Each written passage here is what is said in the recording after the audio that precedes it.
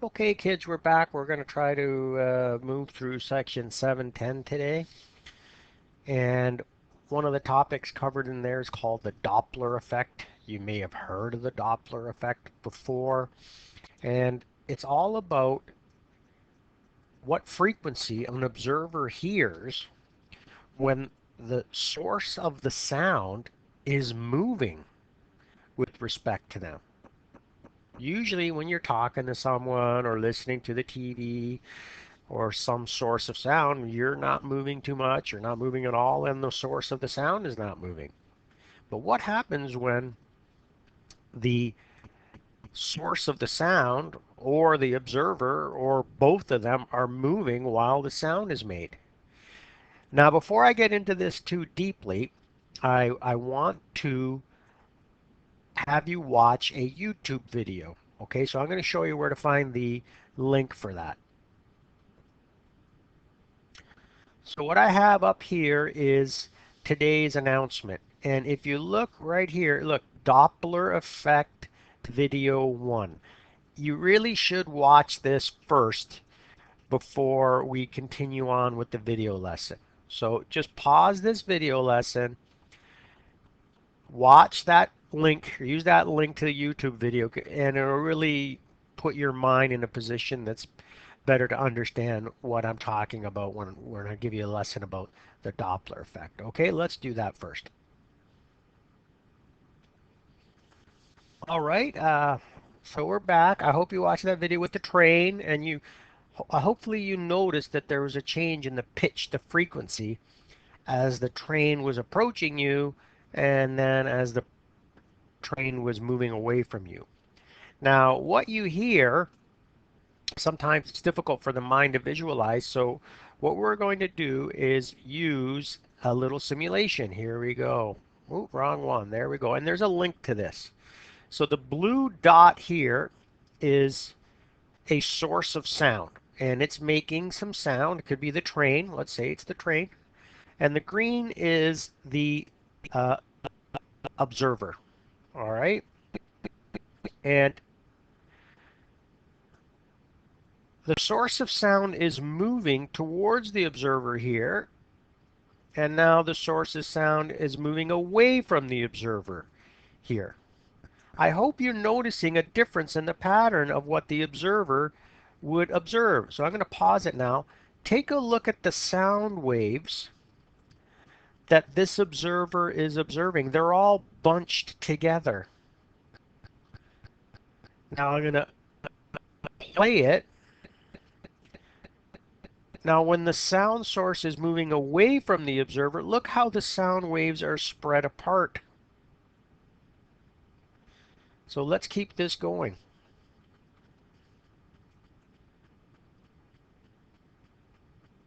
So here the sound source is moving. And look, if you think of this as a compression and then the space in between is a refraction, so compression, refraction, compression, refraction, this observer is running into a lot of waves per second. So what we're being told here is that the observer, the green here, is observing a frequency of 200 hertz, while the source, if it was stationary, is actually producing a frequency of 100 hertz. And we can show what happens when the source is stationary, because we can change the source velocity here, and they go from units of +2 to -2. Like, I'm just going to make it 0. It's not moving at all. There you have it. Okay. So when the source is not moving, look, there's no bunching up going on or spreading out going on in any direction. None whatsoever. Okay. So the source is making a sound wave of 100 hertz and the observer is hearing 100 hertz. Now that the source is moving, see how the waves are bunched up here? The observer hears 200 hertz. But now when the observer's on the other side, look, only observing 67 hertz of sound. So I strongly recommend you play around with it. I've put the link up. It's Doppler. Where is it? Here we go. Doppler effect Sim 1. right? Play around with it so you can really start to understand what the Doppler effect is. You can change how quickly the object is moving, right? You can change its direction too. Well, that's not very good. Let's go this way, and then change its direction. Maybe not. Maybe I got to change where it starts. There we go. Change where it starts. Change its direction. Okay, so it can move it the other way around. You can change how if the observer is moving, where the observer is stationed. So play around with it, and you'll get a deeper understanding of the Doppler effect. So now back to the note. The Doppler effect is the change in frequency of an observed sound wave as the source and the observer move with respect to each other. There's two possibilities. We can have the object moving towards the source, or the source moving towards the object, or they're both moving towards each other. And when that happens, you get a frequency increase at the observer. And we saw that in simulation, and I hope you now get a deeper understanding of what the whistle on the train video was about. All right, and that train was going pretty fast. The other situation is the source can be moving towards the observer, or the observer could be moving away, or they're both moving away from each other. So the key word here is they're moving away from each other as opposed to before they were moving towards each other. And here the frequency decreases, and I hope you were able to visualize that in the simulation and also see that with the train. So that leads us to the equation for the Doppler effect that actually lets you have the ability to calculate the observed frequency as an object is moving away from you or towards you and it's making sound. So this is what you would observe if you're the observer listening to the sound. Fs is frequency of S for source. This is the actual frequency that's being created by the source. It would be the frequency that you would hear if it was stationary with respect to you, right there. VSA, speed of sound in air. So, in order to calculate the frequency that's observed, you take the frequency that the source is making and you multiply it by this fraction in the bracket. And the fraction is speed of sound in air, numerator, divided by denominator. Speed of sound in air plus or minus the speed of the source. So you might be asking, well, when do you use plus? When do you use minus? Well, that's why I got the plus and minus up here. If they're moving towards each other, you use the minus sign. See? If they're moving away from each other, you use the plus sign. And you would then be able to calculate what is the observed frequency that is an effect of the Doppler effect. Pretty straightforward equation. All right, next we want to talk about supersonics, sonics, subsonics. We're not talking about Sonic the Hedgehog. So here's the title, Supersonics. You can classify the speed of an object as it's moving through the air into three categories.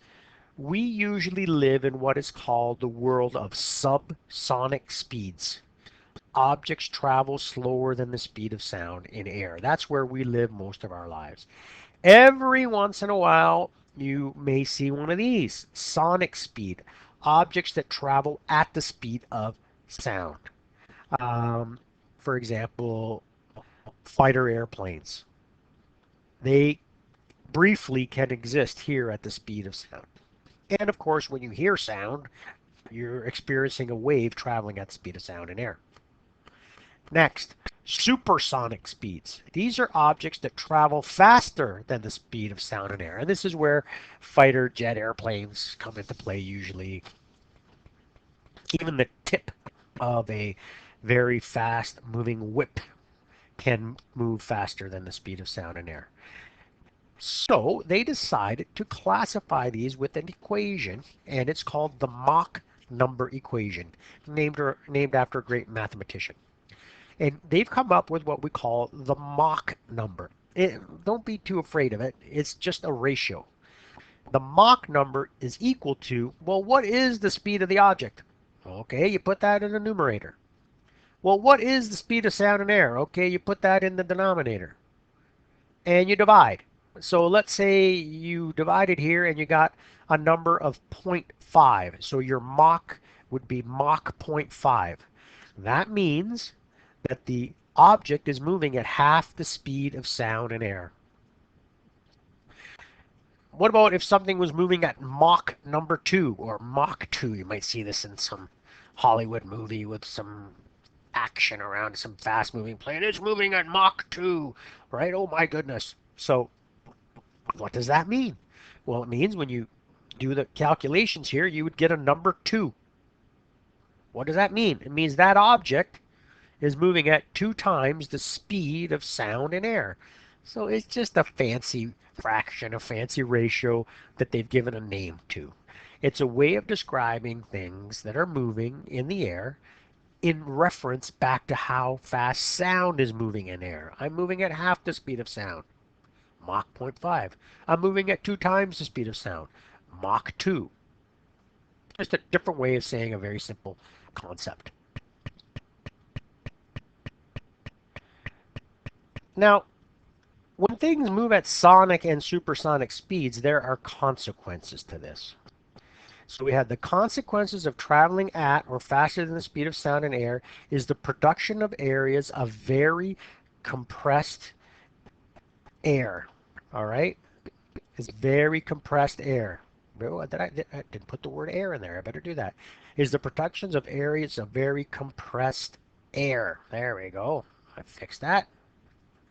And you get into things that are created called sound barriers, shock waves, sonic booms. So I'm going to ask you to watch a video clip here. So let me find the link for you. So look, right here, Sonic Boom Video 2.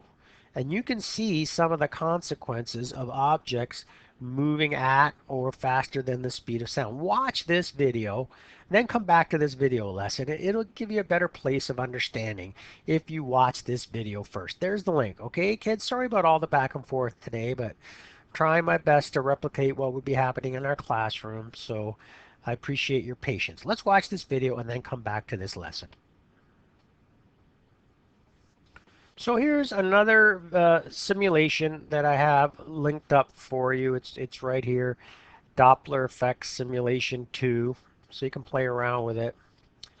And here we have an object that's moving at the speed of sound. Look, source velocity, 343 meters per second. Speed of sound, 343 meters per second.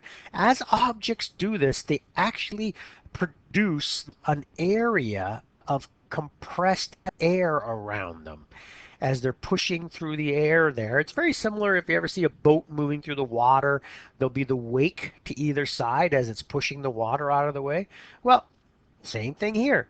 You get this phenomenon on each side here. And right in front of it, right here, you're getting a lot of compressed air. And that's what we call the sound barrier. And when the first planes were trying to travel faster than the speed of sound, oh, they ran into a lot of problems with this. The plane would disintegrate and fall apart because this is compressed air that's so compressed it'll have the density of a solid. That's how compressed it is. And eventually, planes gain the ability to move faster than the speed of sound to get away from this dangerous sound barrier of compressed air. And we're going to look at that next. And that's what we have right here, kids. Boom. Look, the object is leaving the sound disturbance behind. It's actually traveling faster than the speed of sound. 480 meters per second, source velocity, speed of sound, 343 meters per second. It's leaving the disturbed air behind, and it's leaving the compressed air behind. Now, this is a two-dimensional version of a three-dimensional phenomenon. Please be aware of that.